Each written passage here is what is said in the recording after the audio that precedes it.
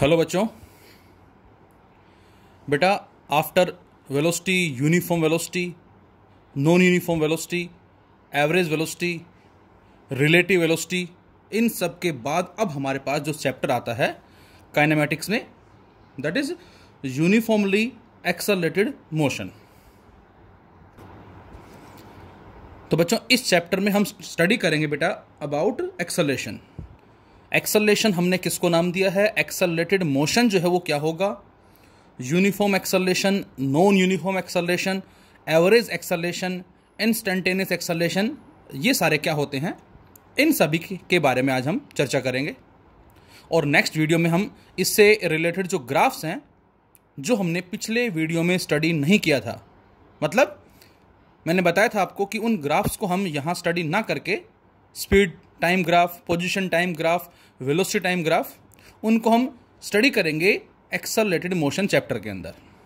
तो आज हम चर्चा करेंगे about acceleration and its types, और नेक्स्ट वीडियो में हम बात करेंगे ग्राफ्स के बारे में। बड़े इंपॉर्टेंट ग्राफ्स हैं और उन पे बेस्ड इक्वेशंस ऑफ मोशंस को हम किस तरह से स्टडी करेंगे।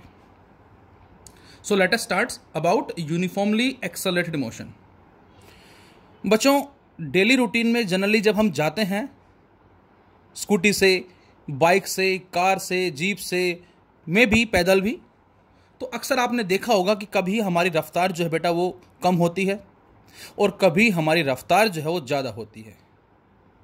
तो सच टाइप ऑफ मोशन जो है, इस तरह की जो मोशन है बच्चों, उसको हम बोलते हैं बेटा नॉन यूनिफॉर्म मोशन, जिसमें कभी स्पीड अप हो रही है, कभी स्पीड डाउन हो रही है, जैसा कि मैंने इस एग्जाम्पल में शो किया है। ये हमारा घर है और घर से हम स्कूटी या बाइक लेके चले, स्पीड अप हो रही है, मीन्स हम चल रहे 0, उसके बाद 5, 10, 20, 30 किलोमीटर पर आवर की रफ्तार से, और रोड बिल्कुल साफ है, तो धीरे धीरे हम स्पीड को इंक्रीज कर रहे हैं। लेकिन जैसे ही आगे जाके एक स्पीड ब्रेकर आया, हमने स्पीड को डाउन कर दिया। पहले स्पीड अप हुई, अब स्पीड डाउन हो गई। उसके बाद चले आगे रेलवे ट्रैक आ गया, और उस रेलवे ट्रैक पे सपोज करो फाटक बंद है, तो स्पीड को डाउन करते करते बिल्कुल 0 कर दिया, और ट्रेन की गुजर जाने के बाद फिर से हमने स्पीड को इंक्रीज करना शुरू कर दिया। तो ऐसे हजारों एग्जांपल्स हमारी डेली लाइफ में हैं। लेफ्ट में जा रहे हैं, राइट में जा रहे हैं, मुड़ भी रहे हैं, स्पीड इंक्रीज डिक्रीज हो रही है, डायरेक्शन भी चेंज हो रही है बच्चों। तो बेटा such type of motion here denotes the non uniform motion. And in non uniform motion velocity of objects keeps on changing. जैसा मैंने बताया अभी आपको कि वेलोसिटी जो है बेटा वो लगातार चेंज होगी। वेलोसिटी जो कि एक वेक्टर क्वांटिटी है, जो डिपेंड किस पे करती है? Magnitude as well as direction. अब चाहे मैग्नीट्यूड चेंज हो और चाहे डायरेक्शन चेंज हो, हम बोलेंगे कि वेलोसिटी जो है वो लगातार चेंज हो रही है टाइम के साथ साथ। And such type of motion is said to be accelerated motion. तो यहां से ये चीज क्लियर हो जानी चाहिए कि एक्सेलरेटेड मोशन कुछ और ना होके हमने नाम किसको दिया है? वो मोशन जिसमें वेलोसिटी चेंज हो रही हो। अब आप ये सोचे जरा कि वेलोसिटी चेंज कब कब होती है। हर वो मोशन एक्सेलरेटेड मोशन होगा जिसमें वेलोसिटी में एक चेंज आएगा। अब change in velocity with respect to time denotes the accelerated motion. बेटा वेलोसिटी जो कि एक वेक्टर क्वांटिटी है, और वेक्टर क्वांटिटी वो होती हैं जो मैग्नीट्यूड के साथ साथ डायरेक्शन में डिपेंड करती हैं। लेकिन इतना कहना ही सफिशिएंट नहीं होगा बच्चों। ये मैंने आपको वेक्टर अलजेब्रा में स्टडी भी करवाया था, बताया था कि ऐसा कोई जरूरी नहीं कि जिसका मैग्नीट्यूड और डायरेक्शन है वो वेक्टर है। इसका हमने एग्जाम्पल भी लिया था कि करंट है, वोल्टेज है, उन करंट और वोल्टेज का मैग्नीट्यूड भी होता है, डायरेक्शन भी होता है, फिर भी वो स्केलर हैं। तो मैंने बताया था बेटा आपको कि इस मैग्नीट्यूड और डायरेक्शन के साथ साथ वेक्टर वो कहलाता है जो वेक्टर के लॉज को ओबे करता है, जो हमने स्टडी किया था, that is R square equal to A square plus में बी स्क्वायर प्लस में 2ab कोस थीटा। इस कॉन्सेप्ट को भी वो क्वांटिटी ओबे करना चाहिए, और इस कॉन्सेप्ट को बच्चों करंट और वोल्टेज ओबे नहीं करते, और इसलिए वो वेक्टर की कैटेगरी में नहीं आते। लेकिन वेलोसिटी जो है वो इस कॉन्सेप्ट को ओबे करती है, और इसलिए ये वेक्टर की कैटेगरी में आती है। तो इट मीन्स हर वो मोशन एक्सेलरेटेड मोशन होगा जिसमें वेलोसिटी में चेंज आएगा। वेलोसिटी में चेंज कब आएगा? तो आंसर है कि वेलोसिटी एक वेक्टर क्वांटिटी है बेटा, इसमें चेंज तब तब आएगा जब जब मैग्नीट्यूड चेंज हो, डायरेक्शन चेंज ना हो। फर्स्ट। सेकंड, डायरेक्शन चेंज हो, मैग्नीट्यूड चेंज ना हो। एंड थर्ड, दोनों चेंज हो। मतलब फिर से मैं आपसे कहता हूं कि मैग्नीट्यूड चेंज हो रहा है, डायरेक्शन चेंज नहीं हो रही, इसका मतलब वेलोसिटी चेंज हो रही है, एक्सेलरेटेड मोशन। मैं कहता हूं डायरेक्शन चेंज हो रही है, मैग्नीट्यूड चेंज नहीं हो रहा, इसका मतलब वेलोसिटी चेंज हो रही है, एक्सेलरेटेड मोशन। और मैं कहता हूं बेटा दोनों ही चेंज हो रहे हैं, मैग्नीट्यूड भी डायरेक्शन भी, देन अगेन एक्सेलरेटेड मोशन। मैं कहता हूं ना तो मैग्नीट्यूड चेंज हुआ और ना ही डायरेक्शन, तो उस केस में कोई एक्सेलरेशन नहीं होगा, जीरो एक्सेलरेशन बोलेंगे हम। जैसे एग्जांपल लिया मैंने, और हमने जो फर्स्ट वीडियो डिस्कस किया था उसमें भी बड़ा अच्छा एग्जांपल लिया था, साउंड का एग्जांपल लिया था। मैं एक बार फिर से उसको रिपीट करता हूं। सपोज कोई गाड़ी है और गाड़ी चल रही है 20 किलोमीटर पर आवर की रफ्तार से, और उसके बाद स्पीड अप होके वो हो गई 30 किलोमीटर पर आवर, और उसके बाद स्पीड अप होके वो हो गई 38 किलोमीटर पर आवर। तो इस एग्जाम्पल में हमें क्या पता लग रहा है? इस एग्जाम्पल में ये पता लग रहा है बेटा कि लगातार मैग्नीट्यूड जो है वो चेंज हो रहा है, मतलब इंक्रीज हो रहा है, लेकिन डायरेक्शन में कोई इफेक्ट नहीं आया। और इसका हम कैसे बता सकते हैं?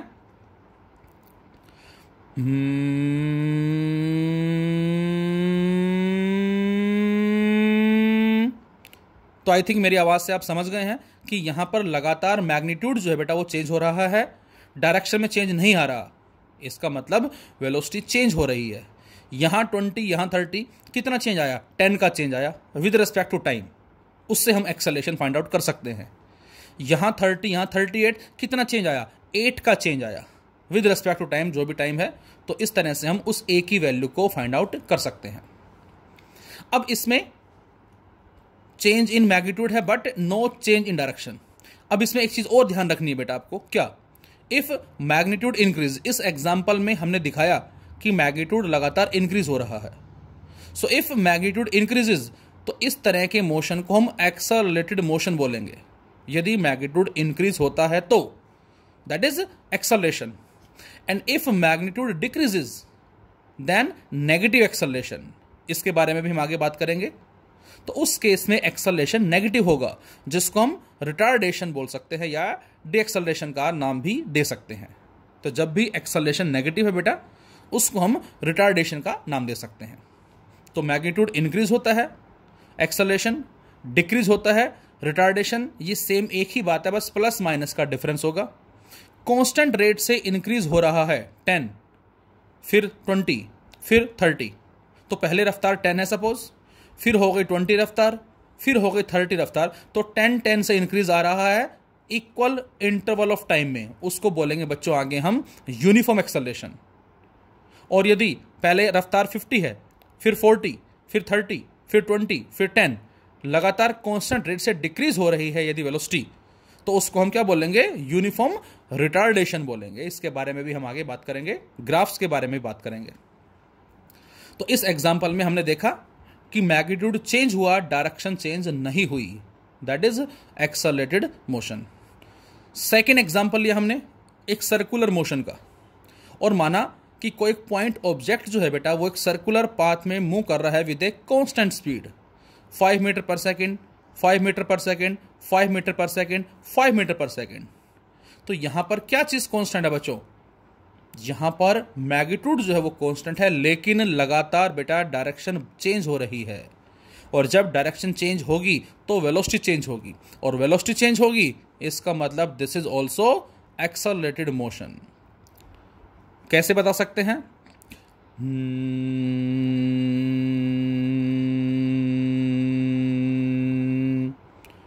मेरी आवाज से आप समझ गए होंगे कि आवाज मैंने इस बार इंक्रीज डिक्रीज नहीं की, साउंड इंटेंसिटी को सेम रखा। तो इसका मतलब मैग्नीट्यूड कांस्टेंट है लेकिन डायरेक्शन बदल रही है। तो इसका मतलब क्या हुआ? यदि डायरेक्शन चेंज हो रही है तो वेलोसिटी चेंज हो रही है, this is also accelerated motion.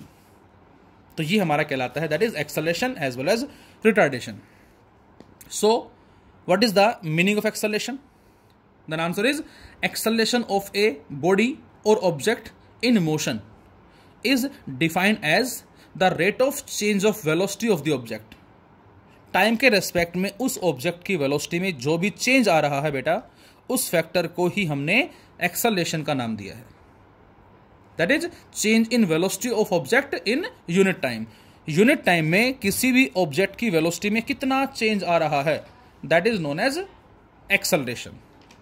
और ये एक्सेलरेशन जो हम फाइंड आउट करेंगे, that is change in velocity with respect to time, जो कि एक वेक्टर क्वांटिटी है जिसका डायमेंशनल फॉर्मूला m0LT-2 होता है बेटा, और unit metre per second square और सेंटीमीटर पर सेकंड स्क्वायर. अक्सर टीचर पूछता है बच्चों से कि बेटा what is the physical meaning of acceleration. इस एक्सेलरेशन का फिजिकल मीनिंग क्या होगा? तो मैंने लिखा यहां, the physical meaning of acceleration is that it tells by how much amount the velocity of object is changes with passage of time. Time के साथ साथ उस ऑब्जेक्ट की वेलोसिटी में कितना चेंज आ रहा है, ये बेटा बेसिकली इसका फिजिकल मीनिंग होगा, जो इसकी डेफिनेशन के अंदर ही छुपा हुआ है. तो ये हमारा एक्सेलरेशन, वेलोसिटी में टाइम के रेस्पेक्ट में कितना चेंज आता है. Now we have types of acceleration. Acceleration की टाइप्स जो कितनी है? The answer is first uniform acceleration. अब इसके नाम से आपको पता लग रहा है बेटा, यूनिफॉर्म दैट इज कांस्टेंट. ये क्या होता है? तो आंसर है an object is said to be moving with uniform acceleration if its velocity changes. यदि उस ऑब्जेक्ट की वेलोसिटी चेंज हो रही है. अब चेंज का मतलब बेटा इंक्रीज भी हो सकता है और चेंज का मतलब डिक्रीज भी हो सकता है. यदि उसकी वेलोसिटी इंक्रीज हो रही है, कैसे? कांस्टेंट रेट से. कैसे, जरा बात करते हैं अभी हम. So an object is said to be moving with uniform acceleration if its velocity changes by equal amount in equal interval of time. क्या मतलब? जैसे हमने एग्जांपल लिया कि ऑब्जेक्ट चला 0 है और अब चलते चलते 0 से इसकी रफ्तार हो गई 10 मीटर पर सेकेंड. सपोज करें 10 सेकेंड में. अगले 10 सेकंड में उसकी रफ्तार हो गई 20 मीटर पर सेकंड. अगले 10 सेकंड में, अगले 10 सेकंड में उसकी रफ्तार हो गई 30 मीटर पर सेकंड. तो इसका मतलब यहां से यहां तक का टाइम 10, यहां से यहां तक का टाइम 20 और यहां से यहां तक का टाइम 30. तो बेटा ये वेलोसिटी 0 है, ये है 10. कितना चेंज आया 10 का? कितने टाइम में? 10 सेकेंड में. तो 10 by 10 that is 1 metre per second square with the acceleration. B से सी में कितना चेंज आया? यहां है 10, यहां हो गई 20, अगेन चेंजेस 10. कितने टाइम में बेटा? अगेन 10 सेकेंड में, फिर से एक्सेलरेशन 1, यहां 20, यहां 30. कितना चेंज आया 10 का? कितने टाइम में? 10 सेकेंड में, अगेन एक्सेलरेशन इज 1. तो इस तरह के एग्जाम्पल में हम बोल सकते हैं कि जो एक्सेलरेशन होगा बेटा वो यूनिफॉर्म होगा, कांस्टेंट होगा. वेलोसिटी बिल्कुल इक्वल रेट से बढ़ रही है, 10, 20, 30, 40. तो इंक्रीज हो रही है कांस्टेंट रेट से, यूनिफॉर्म एक्सेलरेशन. और यही वेलोसिटी कांस्टेंट रेट से डिक्रीज होती 50, 40, 30, 20, 10, तो उसको हम यूनिफॉर्म रिटार्डेशन बोलते बच्चों. That is also known as uniform retardation. तो वो हमारा यूनिफॉर्म रिटार्डेशन को शो करता. तो इस एग्जाम्पल में जो वेलोसिटी में चेंज आ रहा है वो कांस्टेंट रेट से आ रहा है बेटा. तो सभी के केस में एक्सेलरेशन कितना होगा? 1 metre per second square. Second, variable acceleration या नॉन यूनिफॉर्म हम कह सकते हैं. An object is said to be moving with variable acceleration. Variable कब होगा? If its velocity changes by unequal amount. इसमें तो वेलोसिटी इक्वल अमाउंट से इंक्रीज हो रही थी, जबकि यहां पर वेलोसिटी इंक्रीज हो या डिक्रीज हो, लेकिन इक्वल अमाउंट से ना होके अनइक्वल अमाउंट हो इन इक्वल इंटरवल ऑफ टाइम. जैसे पहले जो रफ्तार है 0, फिर 10, फिर 12.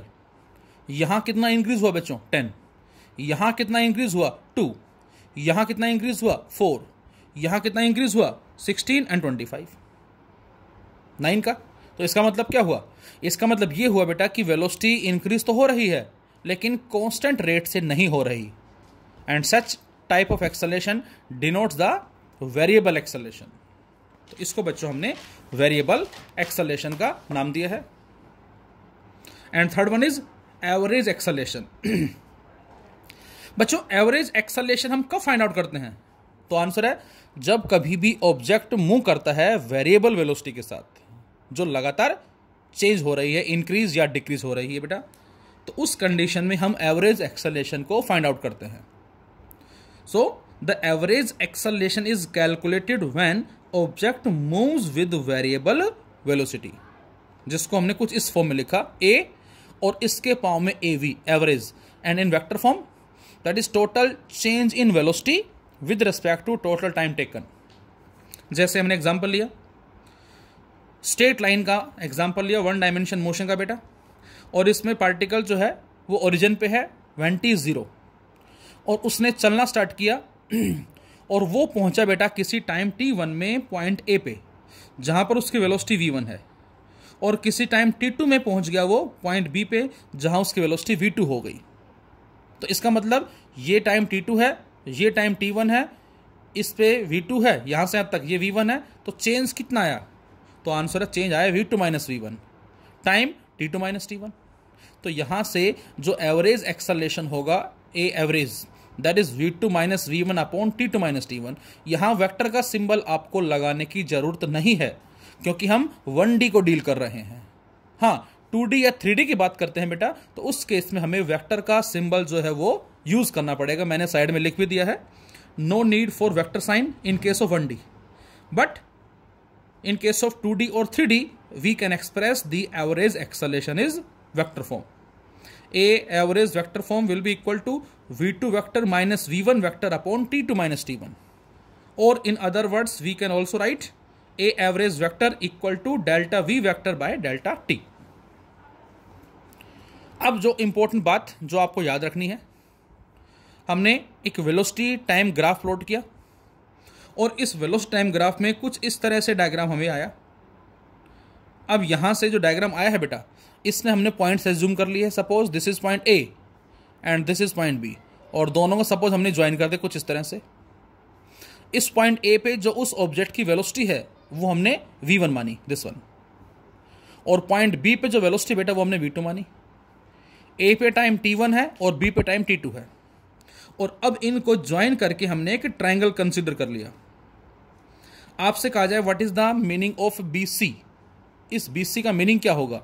तो बच्चों ये हमारे पास v2 है, ये v1 है, तो ये जो वैल्यू होगी दिस वन, यहां से यहां तक, ये कहलाएगी डेल्टा v, इसको डेल्टा v बोलेंगे। इसी तरह से बेटा ये t2 है, ये t1 है, तो ये कितना कहलाएगा? दिस वन, यहां से यहां तक ये कहलाएगा डेल्टा t।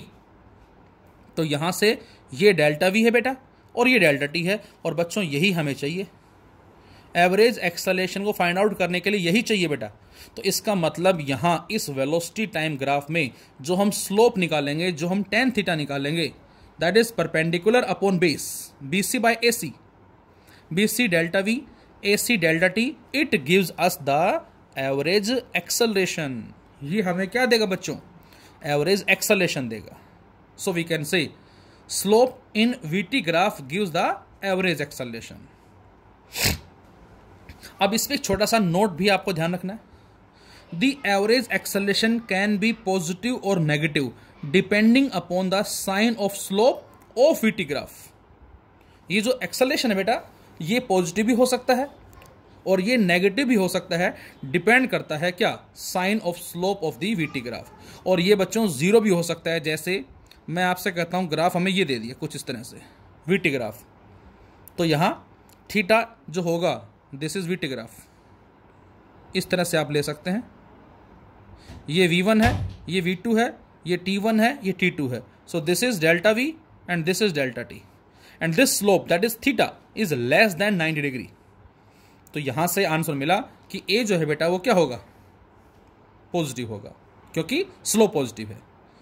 इसी में यदि हमें ग्राफ ऐसे दे देता VT ग्राफ, तो बच्चों यहां स्लोप जीरो है, इसको बोलते हैं स्लोप जीरो, इसका मतलब एक्सेलरेशन जीरो, यहां एक्सेलरेशन ग्रेटर देन जीरो होगा।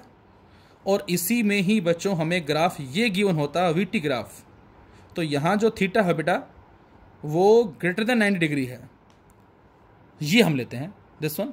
और इस सिचुएशन में जो एक्सेलरेशन है वो क्या होगा, नेगेटिव होगा, जिसको हम रिटार्डेशन का नाम देंगे। तो ये पॉजिटिव होगा, नेगेटिव होगा और जीरो डिपेंड करता है स्लोप के रेस्पेक्ट में।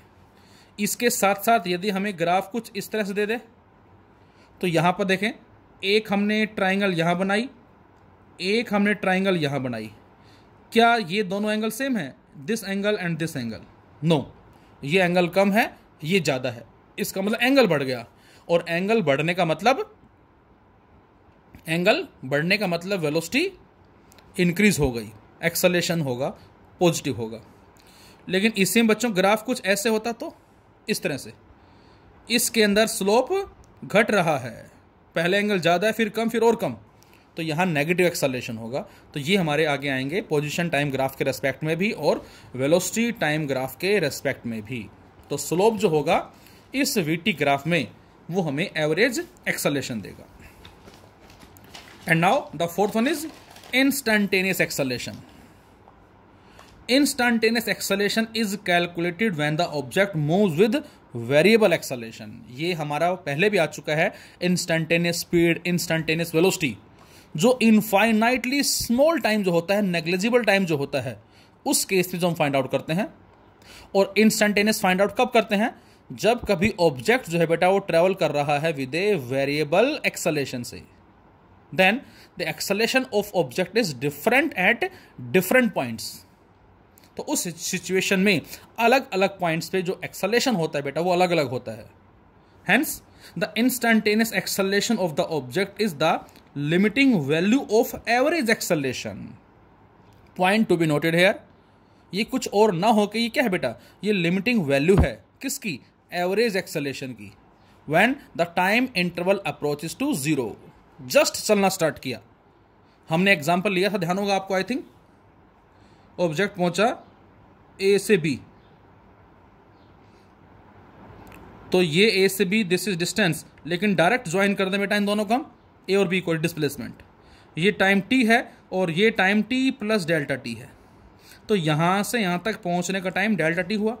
लेकिन जस्ट मैं कहता हूं कि जब डेल्टा टी की वैल्यू बिल्कुल ही नेग्लेजिबल है, ऑलमोस्ट जीरो है जब डेल्टा टी की वैल्यू बेटा ऑलमोस्ट क्या है, जीरो है, उस केस में ऑब्जेक्ट बिल्कुल हल्का सा चला, स्लाइटली, और उस केस में हमें फाइंड आउट करना उसका इंस्टैन्टेनियस एक्सेलरेशन।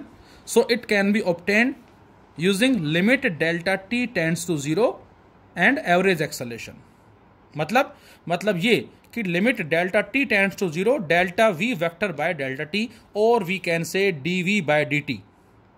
इसका मतलब क्या हुआ बच्चों, इसका मतलब है कि हमें उस वेलोसिटी को टाइम के रेस्पेक्ट में डिफरेंशिएट करना होगा। That is first derivative of velocity at the given instant, ये इस बात का मतलब होगा, फर्स्ट डेरिवेटिव मैंने बोला। और वेलोसिटी होती क्या है बेटा, dx बाई dt। तो यदि इस v को हम पुट कर दें यहाँ dx बाई dt, तो हमें मिलता है a vector equal to d by dt and dx vector by dt। तो बच्चों ये बन जाता है d2x vector upon dt square. ये सिंबल थोड़ा सा आप ध्यान रखें, d2x अपॉन dt स्क्वायर है बेटा। ये कुछ बच्चे इसको dx बाई dt का स्क्वायर लिखते हैं, वो रॉन्ग बात होगी, वो गलत होगा। इस d2x बाई dt स्क्वायर को आप dx बाई dt का स्क्वायर नहीं लिख सकते, ये अक्सर हम मिस्टेक करते हैं, ये थोड़ा सिंबल आपको ध्यान रखना है। And d2x by dt square denotes the double या second time derivative of the position of object at given instant. Second derivative x का, फर्स्ट डेरिवेटिव v का, ये बात आपको याद रखनी है। और इसके साथ साथ क्या याद रखना है बेटा आपको, इसके साथ साथ हमें ये याद रखना है कि जब भी कभी हम इस वेलोसिटी टाइम ग्राफ से स्लो फाइंड आउट करेंगे बच्चों, वो हमें क्या देगा बेटा, एक्सेलरेशन देगा। तो हमने पिछले वीडियो में बात की थी कि पोजीशन टाइम ग्राफ से जो स्लोप होगा वो हमें वेलोसिटी देगा या स्पीड देगा। वेलोसिटी टाइम ग्राफ से स्लोप होगा वो क्या देगा, एक्सेलरेशन देगा। एक्सेलरेशन टाइम ग्राफ से एरिया अंडर द कर्व क्या देगा, वेलोसिटी देगा। और वेलोसिटी टाइम ग्राफ से एरिया अंडर द कर्व हमें क्या देगा, डिस्प्लेसमेंट देगा। तो ये हमने लास्ट वीडियो में बात की थी, मैं एक बार फिर से उसको रिपीट कर देता हूं बेटा।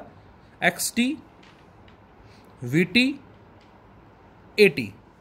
जब भी हमें बच्चों xt ग्राफ गिवन है और v पूछता है तो बेटा हमें स्लोप फाइंड आउट करना है।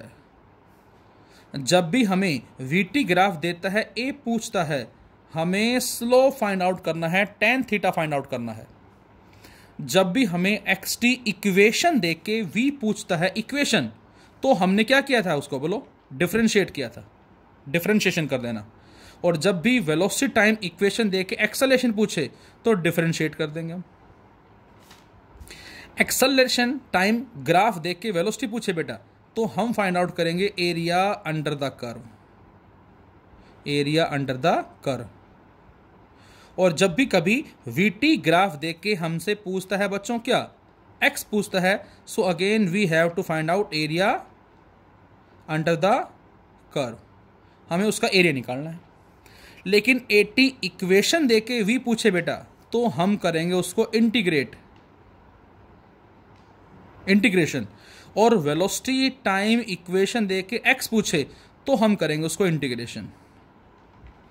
तो बच्चों मैक्सिमम हमारे जो न्यूमेरिकल्स हैं काइनेमेटिक्स में वो इसी कॉन्सेप्ट पे बेस्ड हैं। एक बार बड़े ध्यान से इसको फिर से पढ़े। इस xt ग्राफ से v कैसे आएगा, स्लोप। vt ग्राफ से a कैसे आएगा, स्लोप। 80 ग्राफ से v कैसे आएगा, area under the curve. vt graph से x कैसे आएगा, area under the curve. xt equation से v कैसे आएगा, डिफरेंशिएशन। vt इक्वेशन से a कैसे आएगा, डिफरेंशिएशन। 80 इक्वेशन से v कैसे आएगा, इंटीग्रेशन।